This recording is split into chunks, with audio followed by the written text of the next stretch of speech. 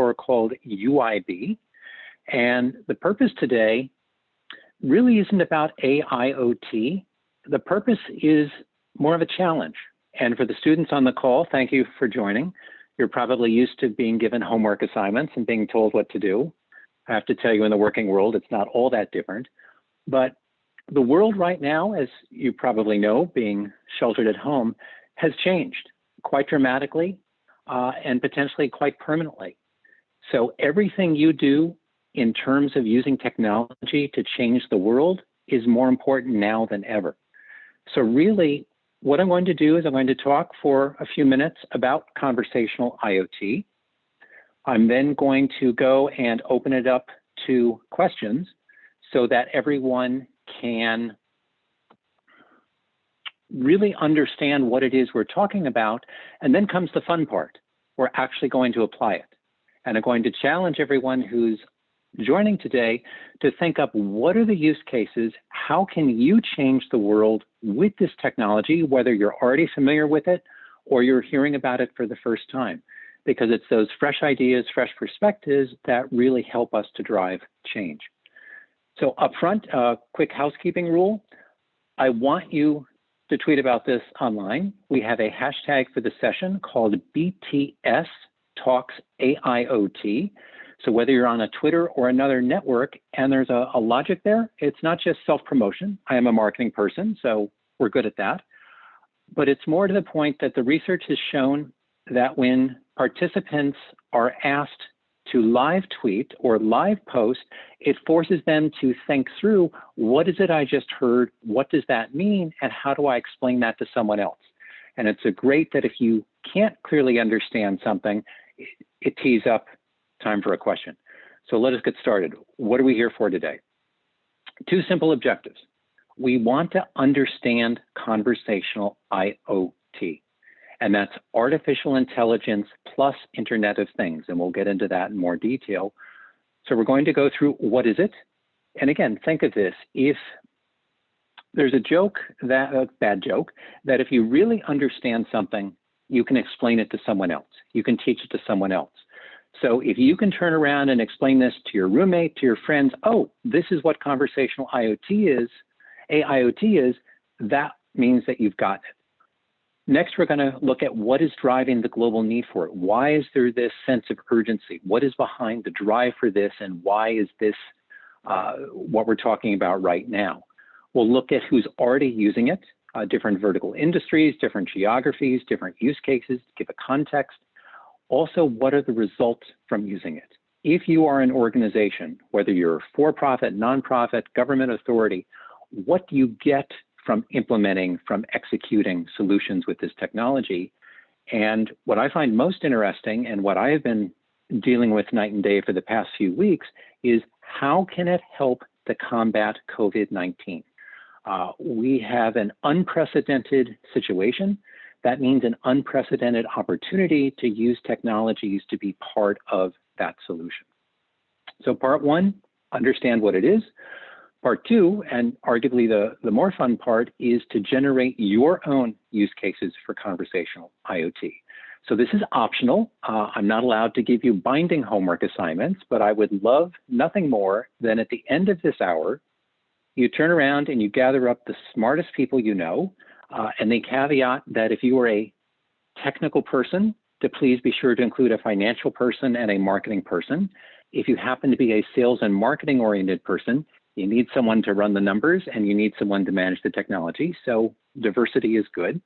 So gather up the smartest people you know, create a startup, create your own, call it a side hustle, create your own business to execute that idea, eradicate COVID-19, get rid of it for us.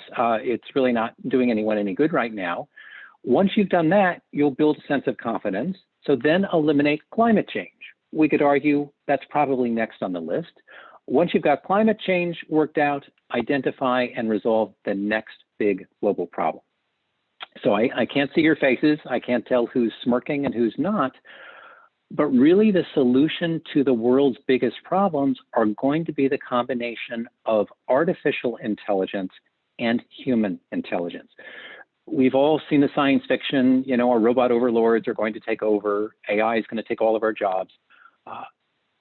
It's really not that way. It's much more that just as any other tool, any other technology, we will learn how to work with it, to collaborate with it, to be able to solve the biggest problems. So this is a little bit of a monologue. Forgive me for that. We will have an opportunity for a Q&A. So if you have questions, if you have things that pop up, please make a note to yourself so you don't forget them. And I promise that we will get to those. So what is this? Is it a technology? Is it a tool? Is it a revolution? What the heck is going on here, and how is this changing what we're doing? I'm having people say they would prefer presentation mode. I'm going to stick to this just so that I can skip back and forth between slides, but thank you. So what is conversational IoT? The simplest to break it down is think of human to machine communications. How do we today talk to our smart devices, our connected systems, our connected things of the Internet of Things? We talk to them through mobile apps. We talk to them through smart speakers. Well, this is a different way of talking to them, that this is talking to them not in machine language, not through an additional piece of equipment or an additional device. This is talking to them directly. And by directly, that means in natural language on any channel. WhatsApp happens to be the most popular at the moment, but any one of dozens of different channels in the language that is most comfortable for us.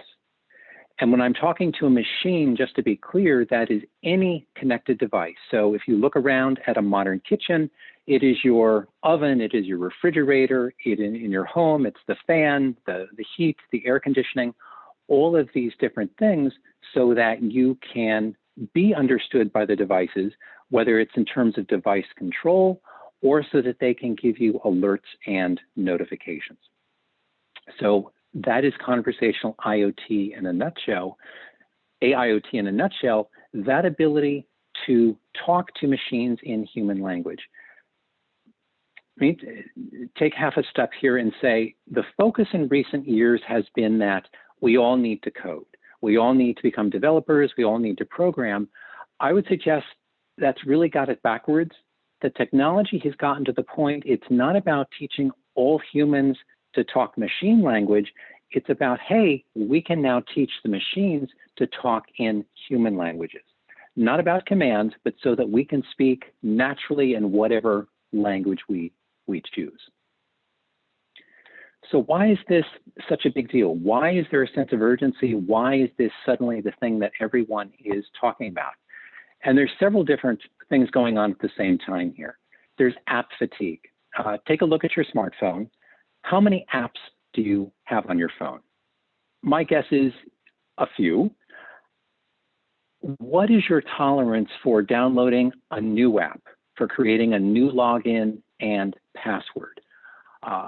Also, every new app, you need to learn the interface. You need to learn how it works. So if we use the example for a smart home, you've got a kitchen with multiple smart devices. They're made by different manufacturers. Each one has a different app. So that need to find, to download, to keep updated, and to learn how to use multiple different apps, that's asking a lot for people. And you do have this need for interoperability. In most circumstances, we're going to have a mix of manufacturers' devices.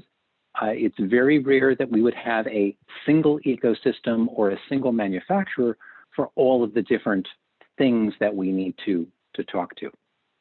Also, just the volume.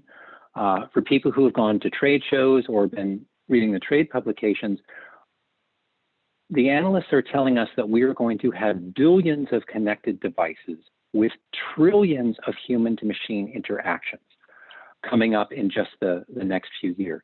So the volume is there, the need is there for us to figure out how to do this better.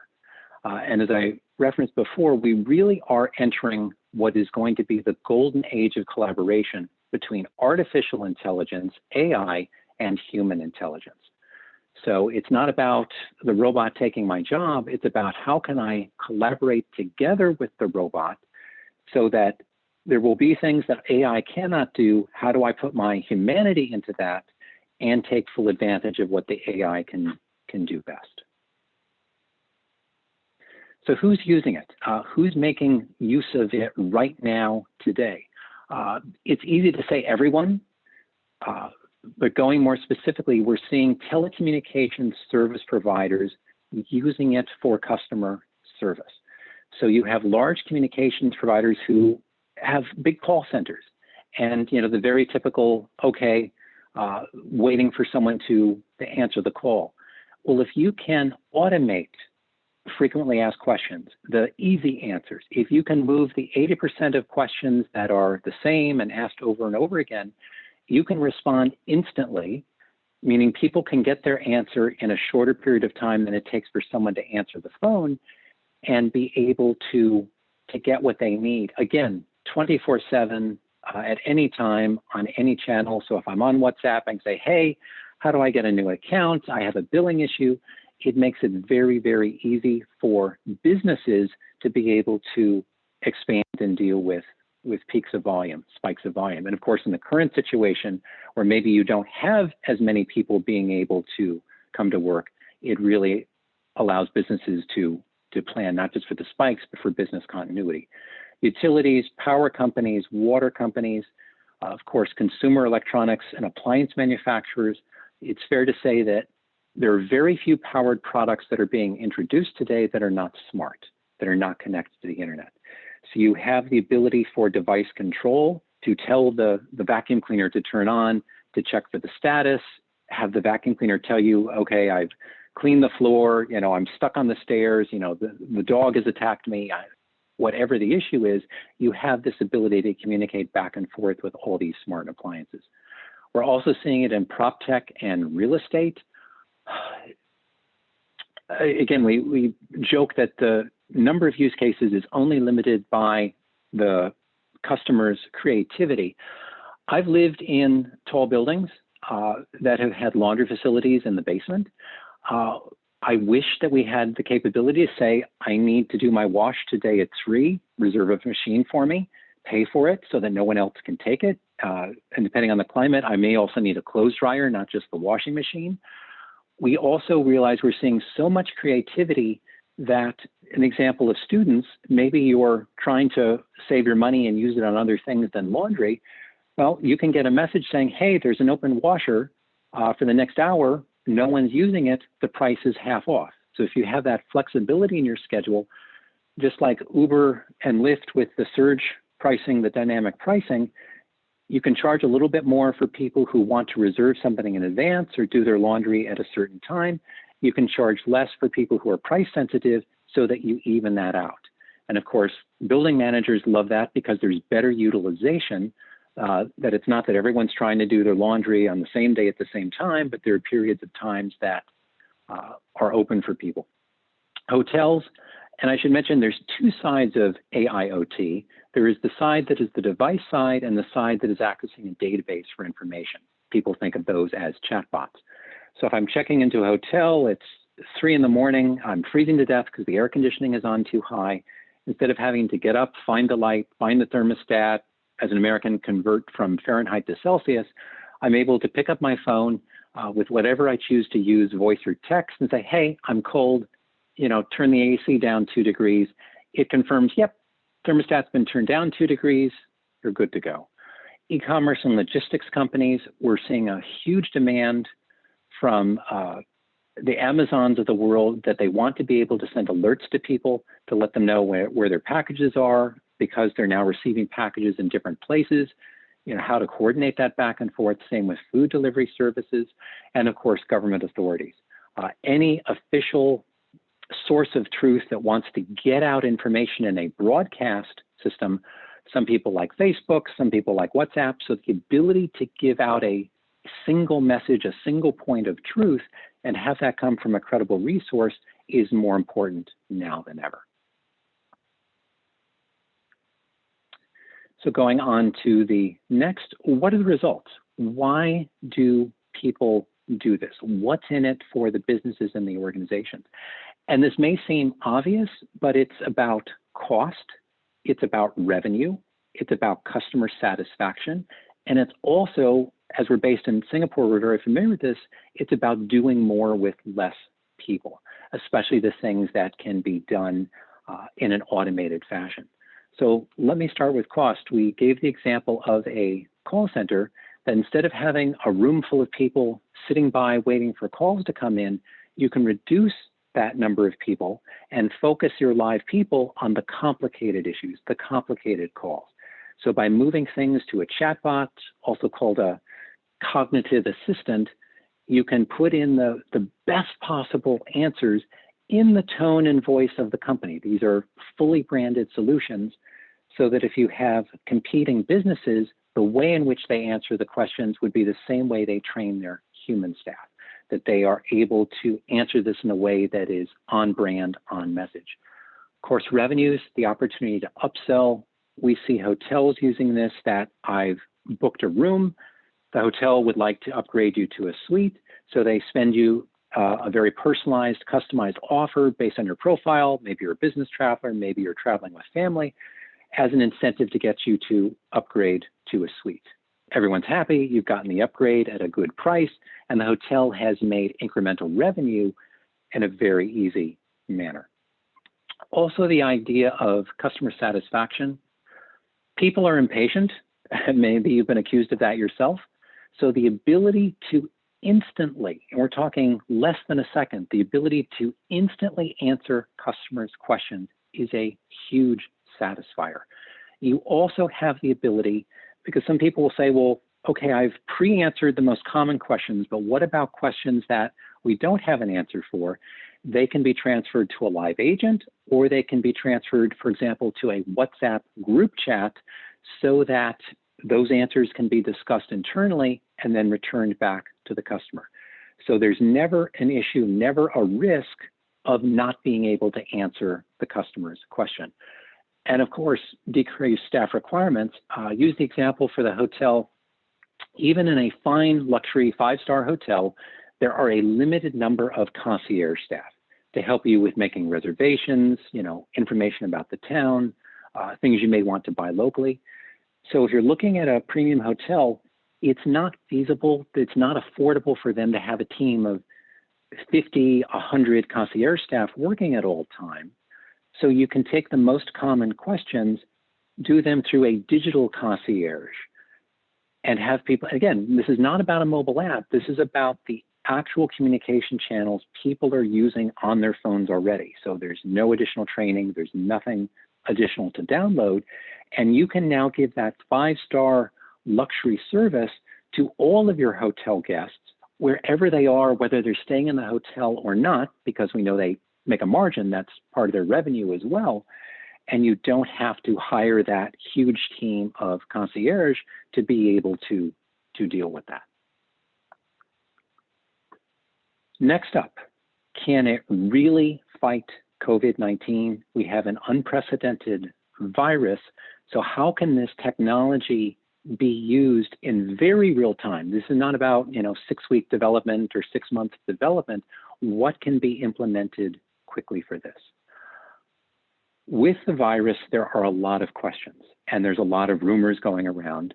And you've probably seen coronavirus chatbots already. Many government authorities are using them to answer frequently asked questions. So they're being used at a national level, they're being used at a state level, they're being used at a county, city level, and even at a building level, because we have these different tiers of rules. I have friends here who live in a different county. They're under a very different set of rules and guidelines than I am. So the ability to ask questions about, the lockdown rules, and more importantly, for the authorities to be able to broadcast these out and it's real, also very valuable. We have a very high number of people that are looking for medical care. They can ask, where's the nearest, first of all, think of it as a patient screener. You can go through and these are my symptoms. So the cognitive assistant can walk you through and immediately transfer you to a live person if it's looking like, okay, you need to talk to someone live. It also integrates, the technology integrates, as we said, very well with devices. That includes cameras, that includes sensors. We know we don't want people standing in line, especially at hospitals or medical facilities, longer than they need to. So the ability to know what is the emergency room wait time before I head out the door. So I can now ask, okay, I need to go and get tested. Where's the nearest testing facility with available tests that is open right now? And what is the wait period? What is the wait time? So people can make better decisions. The scheduling of medical appointments, the finding of test locations, even the test results. Many countries, UIB has offices in several different countries. Some of them are being very aggressive with street disinfection, that they're going around and fogging, spraying to clean and to disinfect at a much more rigorous rate. So if you're a small business owner, you kind of want to know when that's going to happen. So you can not only receive alerts, you can say, okay, what's the latest schedule? Where exactly is the spraying going to be? How long do I have to stay shuttered until I can open up my store again? And to that point, things are continuing to change at a very local level, that even if I have some restaurants here locally that are available for takeout, their menus have changed. Their operating hours have changed, even to the point of how I get to them. So if you have shopping arcades, shopping malls that have multiple entrances, maybe only one entrance is open. Maybe only one entrance has the temperature scanning as you go in the door. So to find out all of this constantly changing information as it happens is really valuable and a big thing for people. And of course, can it fight the virus? That's where you guys come in. What is your big idea? Once you understand the mechanics that, okay, I can now talk to any connected device, I can now talk to a database of answers, how could that be used to fight COVID-19? And that's where all of you come in. So let me go ahead. I realize that's been a little bit of a monologue. I apologize for that, but let me go ahead and pause, and this is your chance to ask questions, and I will also check the chat. I realize some questions may have come in from there already.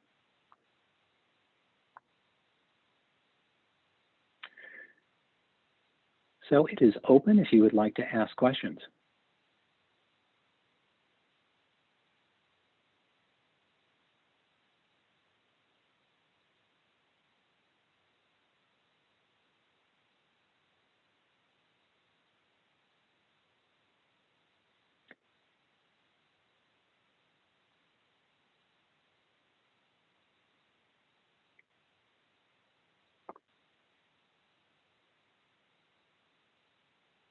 The AV folks on the line, are there any questions? I'm not seeing any, and I don't want to miss them.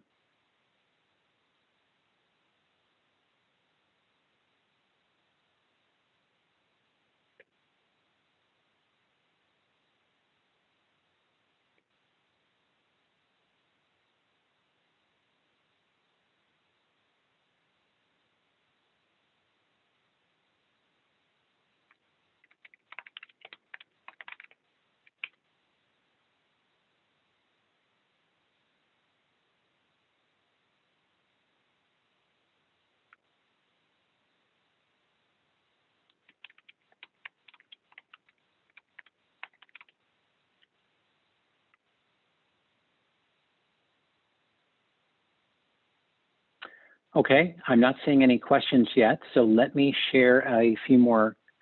Oh, I'm seeing them now, okay. So I've got a question from Kanya, thank you. Can you tell me more about how AIoT technology works? It's a unified API. So think a little bit, let's say you have a smart toaster. How does that work? That there is an API that communicates with the mobile app, and you are able to talk to the toaster and control the toaster. Likewise, the toaster is able to come back and give you status alerts as well. So what we do is we communicate cloud to cloud. So our product is called Unification Engine. So that's what controls that unified API.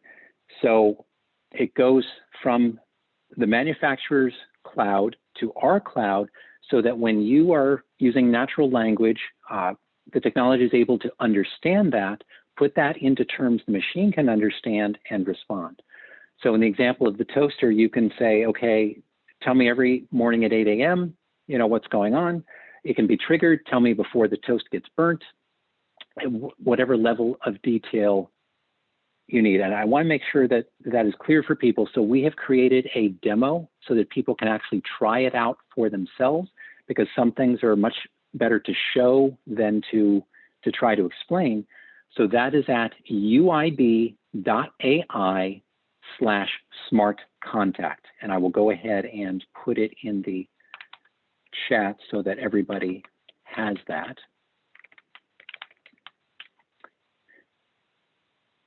So next question, Michael, are you facing any regulatory hurdles as the technology rolls out? Good question. We are very aware of the different data privacy concerns. So we make sure that we are understanding and fully compliant with those data concerns in each country in which we operate, whether it's GDPR or something else. For example, in California has, effective January 1st of this year, they have some very strict requirements for IoT devices. The regulatory hurdles, you're going to laugh at this, but really the big compliance issues come from many of the individual communications platforms themselves. For example, to have a WhatsApp business account, you can't be involved in bad things that the platform of WhatsApp, we're a official solution provider for them. We go through and we vet according to WhatsApp's guidelines for what businesses and what companies they will allow to be on WhatsApp and have a branded, verified WhatsApp account. So the regulatory hurdles, they're changing all the time, but they are not yet as detailed or as explicit as the regulations, the guidelines, the compliance from the individual messaging platforms themselves.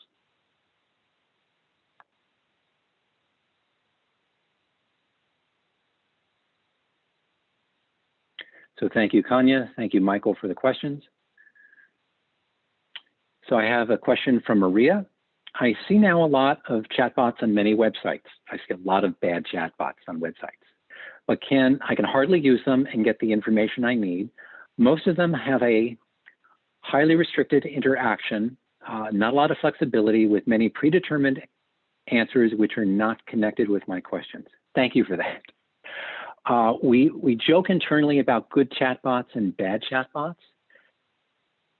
If there's a simple answer to it, we of course would say our technology is fantastic, use our technology, but the better answer is, have you really taken the time to understand how your customers speak, how they actually ask questions? So you've gone beyond just quick keyword matching, but you've really designed an interactive chatbot that, if they don't understand something, I'll give the example of a coffee machine. One of our very first integrations was a coffee maker. If you ask for a cup of coffee in a slang way that is not understood, it's not a good response. Best practice is not to come back and say, I don't understand your question. The better response is to say, I didn't quite get that. Did you mean? So that the AI itself can clarify to the point that it understands what you really meant. We are also very strong that there has to be an out.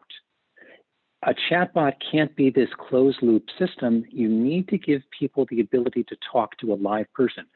Maybe they just want to talk to a live person. We're also pretty strong that you need to disclose that you're dealing with a chatbot. But the ability for people to either talk to a live agent via voice or to go to a live agent live chat. So no chatbot will be perfect. No chatbot will understand 100% of what you're asking. But when the chatbot doesn't understand, it should kick you out. It should, transfer you seamlessly to a live person, whether it's continuing through chat or it is, actually picking up the phone and talking live. So thank you, Maria, for the question. Question from Katherine. Is adoption so far higher for personal use or for industries? We as a company don't sell our technology to individuals. If there's not a consumer that can purchase it, we sell it to businesses for use for their audiences, for their customers. So think of us as a B2B2C company. We don't sell directly to consumers, but we sell to people who then use it for it. So an example that we might sell to an automobile dealer, and they then put it into their cars, and when you purchase the car, that's part of the capability, whether it's standard or an option, that you get when you purchase their car. So thank you, Katherine, for the question. Another question from Maria, just a comment, but I would like to have your thoughts. My question is, why are these companies even giving these tools? So if you're talking about why are companies making them or why are companies using them, the simple answer is that companies are using these tools because it gives them competitive advantage. It lowers their cost, it enables them to create new services for people, and it allows them to do more with less resources. So it's a pure financial driven. No one looks at any new technology and think, ooh, this is cool, let's do this. Okay, artists potentially, but commercial enterprises, there has to be a return on investment, that they look at this and say, what can this do for me? Can this help me to achieve my strategic business goals and help me to make money, save money? So if I didn't understand your question correctly, please ping me back. So I have another question from Exequiel Terranova. How advanced are the information security levels in the AI technology today? Oh, wow. That very quickly goes above my pay grade. That's a big question. Ping me, if you would, who asked that question, and I can give you some excellent people in the space that follow this obsessively. I think just about everyone in the industry would say that the information security levels can be improved. And there's a lot of people that are doing some amazing, amazing things to make that better. So that's being done at both a government level and at a private level. But that's a big question that's a little more than I can answer here.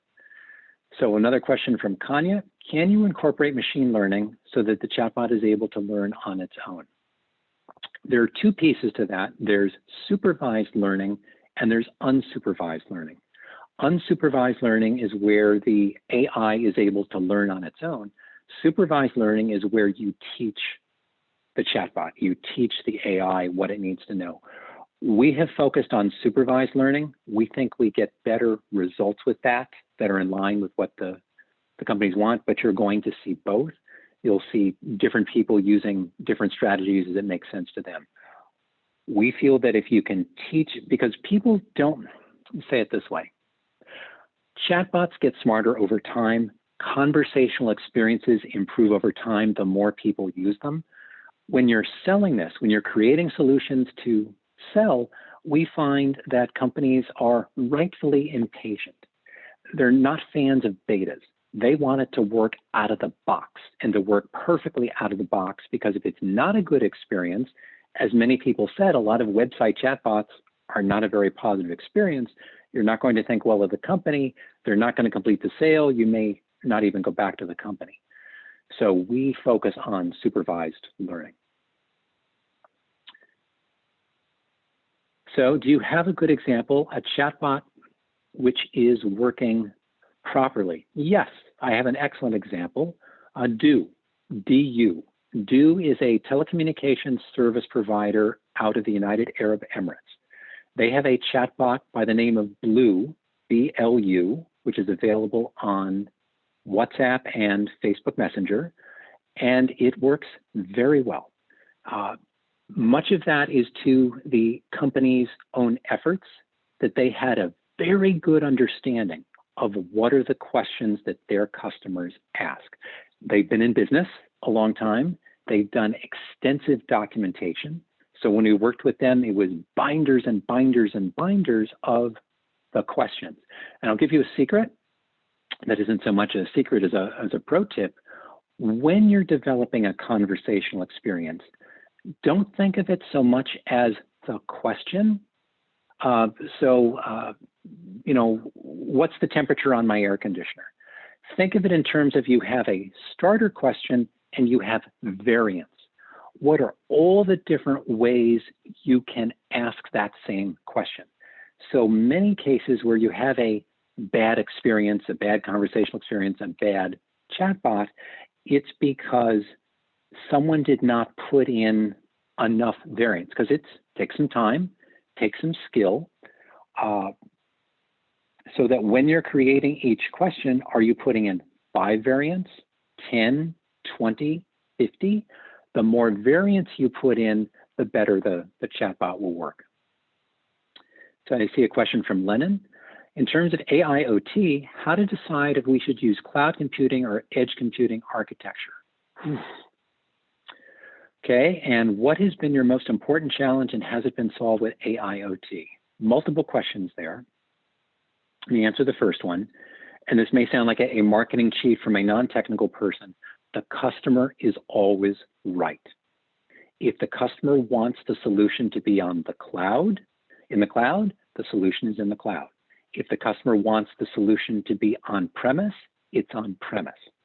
So many customers, especially the larger enterprises, have very strict rules, very strict guidelines for data security. So your question is how to decide? The customer decides. The person who is writing the check is the one that says, this is how it's going to be. So we are agnostic. We support all combinations of that, whether it's 100% one or the other, or a hybrid with both. So your next question, what is the most important challenge and has it been solved? I think the most important challenge right now is how do we help people through this period where the virus is active and help businesses when the world is now very, very different.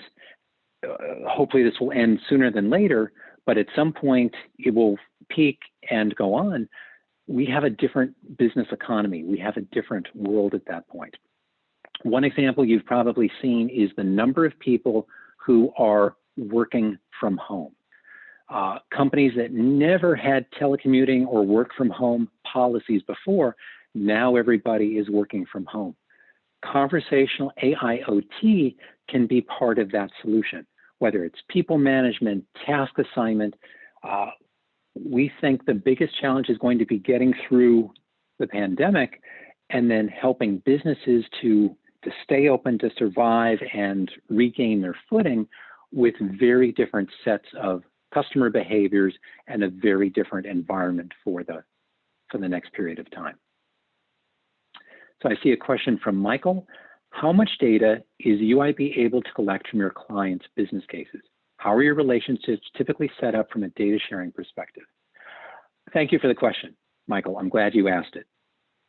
The question you should be asking is, why did Amazon put out the Echo? Why did they come up with Alexa? Why are they selling it so cheaply? And the simple answer is the data. They now understand not just what people are asking for, but what people are asking for that doesn't yet exist. So all of the appliance electronics manufacturers were very quick, whether it's Amazon or Google.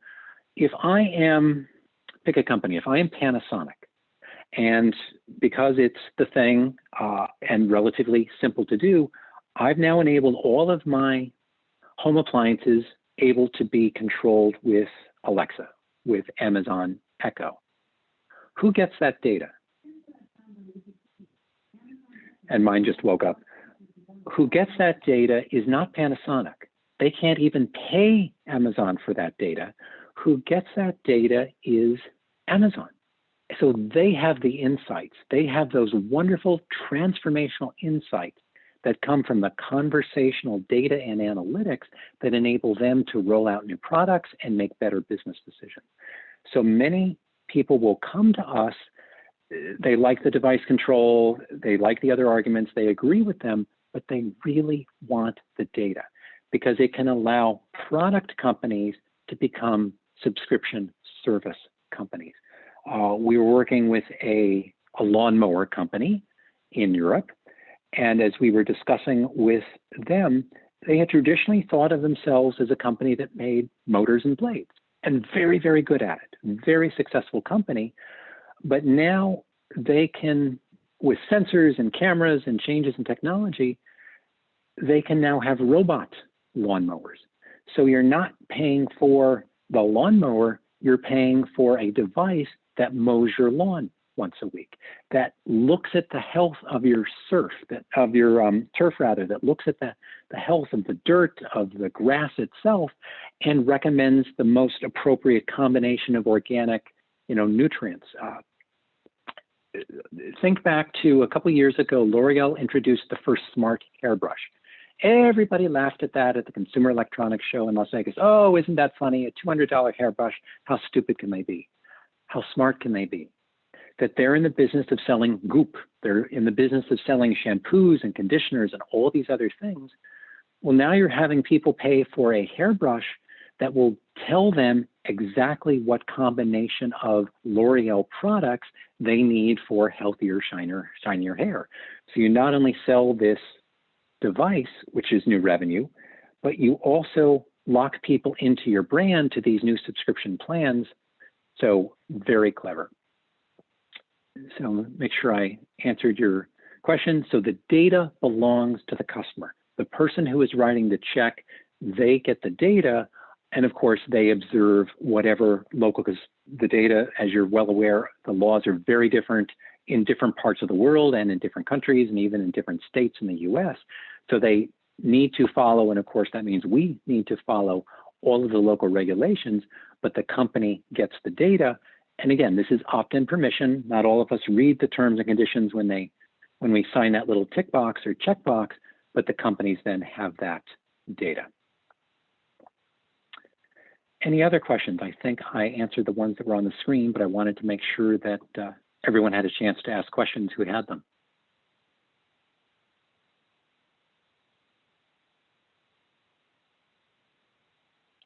All right, if I've missed you, please feel free to throw in a question or if you think of something, but let me move on. And really, this is the challenge. This is the homework, if you will. What is your big idea? That if you can now talk and text a connected device or system, it can be a software system, in natural language on any channel, how can you use this? And of course, the current problem we're looking at is the coronavirus. People on our team have come up with some amazing ideas, and many of our customers have come up with some amazing ideas. But I'd like to hear from you. What is your big idea?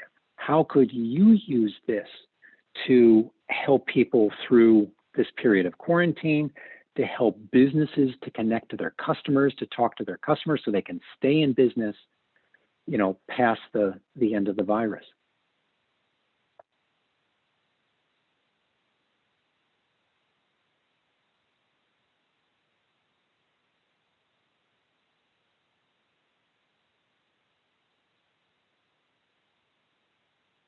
So the people who asked questions, Michael, Lannon, Maria, Kanya, what are your ideas? How can you use this set of capabilities, this set of technologies to make a difference?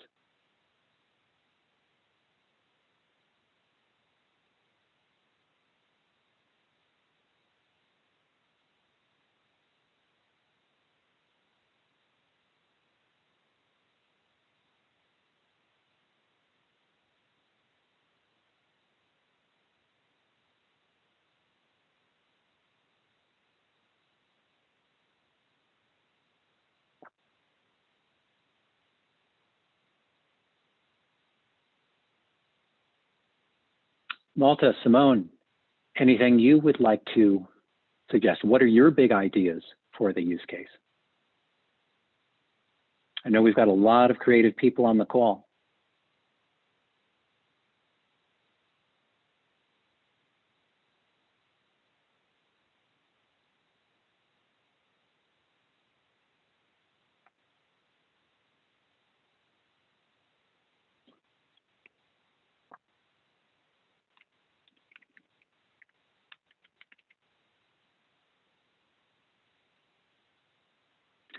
give folks another minute. And again, what are your ideas for how to use this so that you can solve some of the big problems that we're currently facing?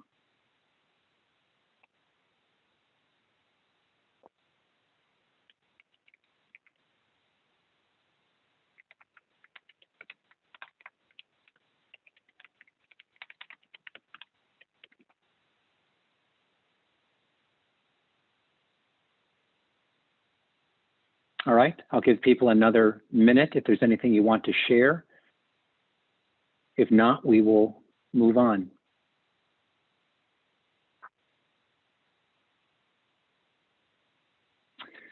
Okay, I see one from Malta, thank you. I'm thinking of a ticket system for countries in lockdown where people can ask for permission to go out in these times for a while, and that the country control the number of people out by using the GPS data and so on.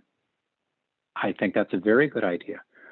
We're struggling. I'm currently in Orlando, Florida, and we're struggling because we have beaches.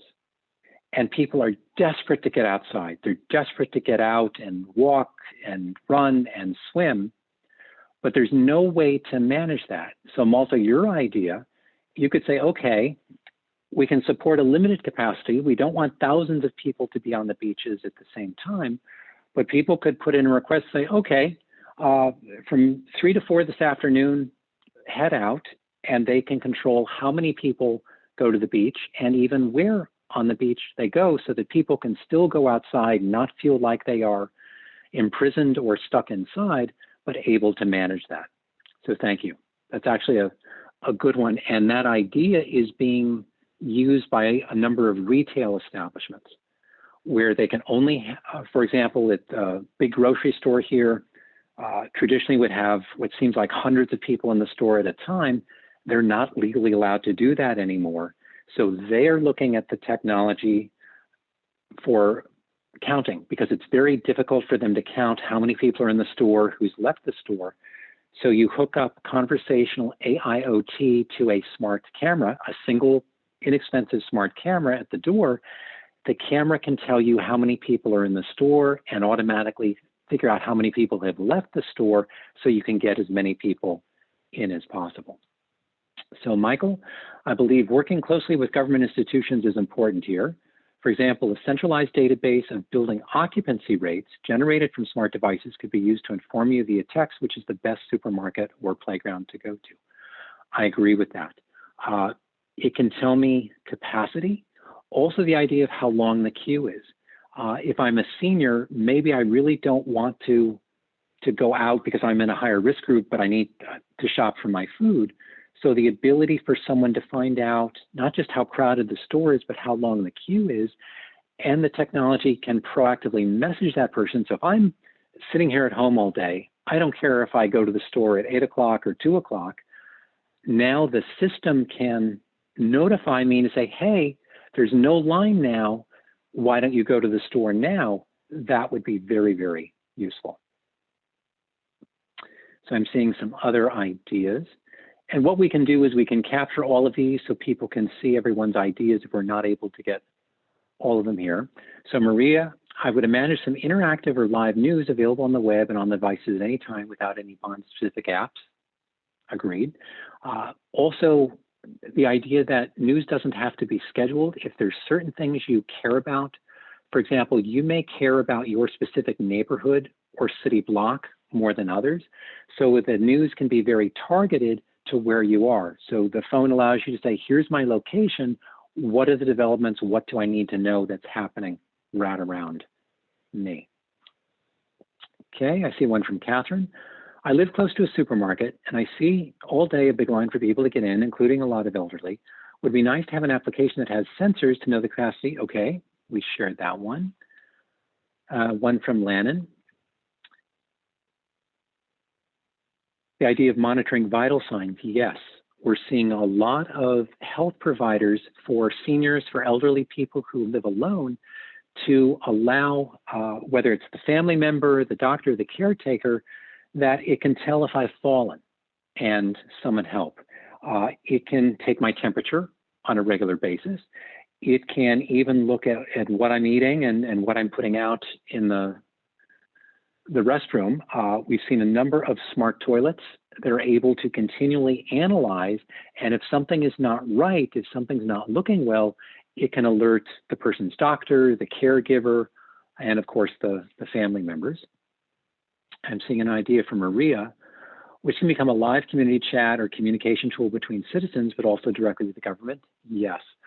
One of the big advantages of conversational AIoT is the ability to listen at scale.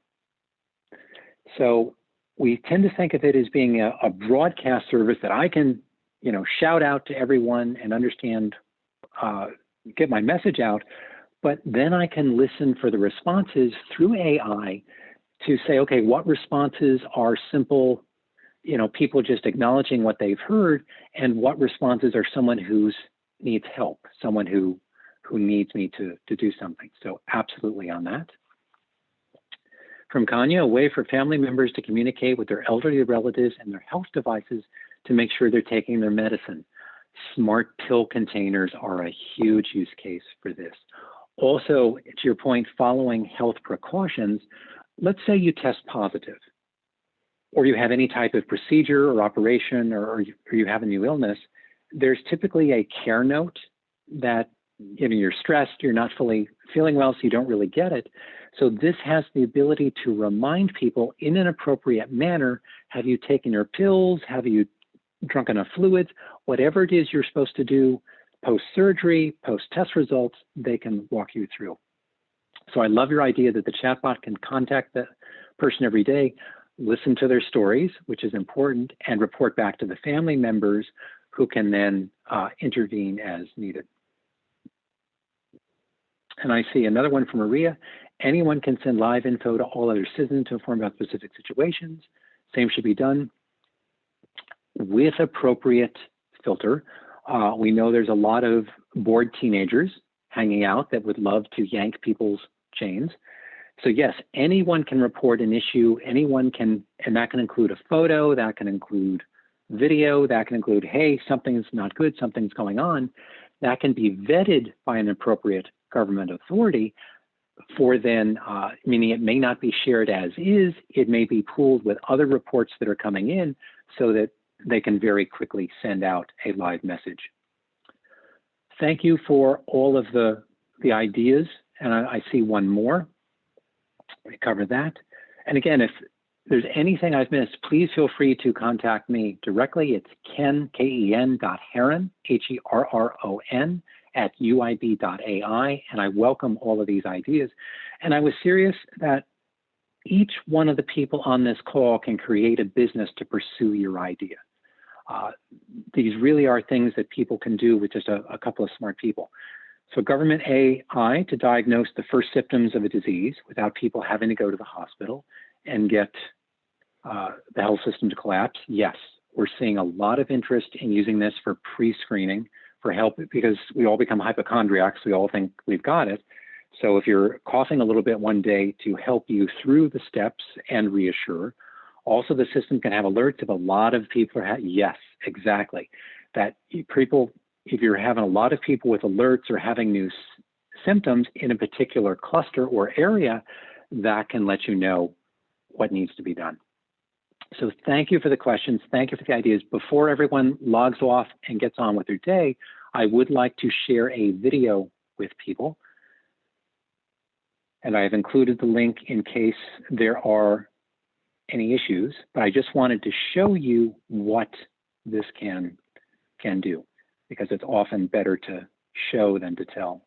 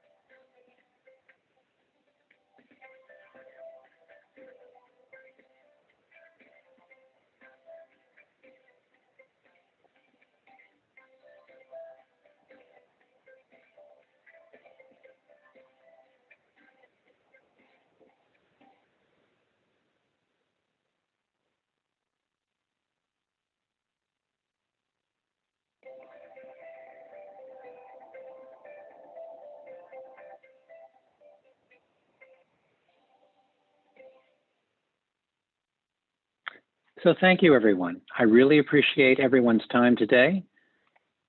And if anyone wants to connect with me, I'm available on LinkedIn, Twitter, and you're welcome to email me directly. Thanks, guys.